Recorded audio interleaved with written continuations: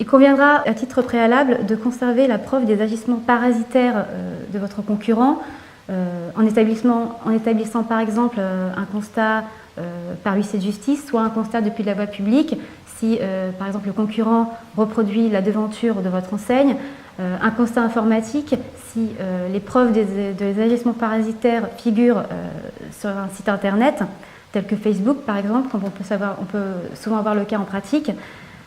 Par la suite, il faudra agir sur le fondement du parasitisme.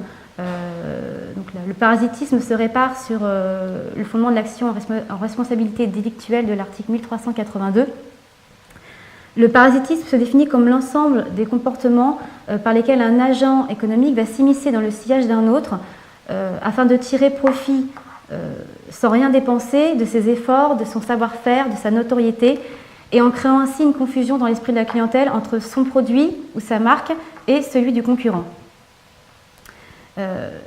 En se fondant sur l'article 1382, il faudra donc démontrer une faute, un préjudice, un lien causalité.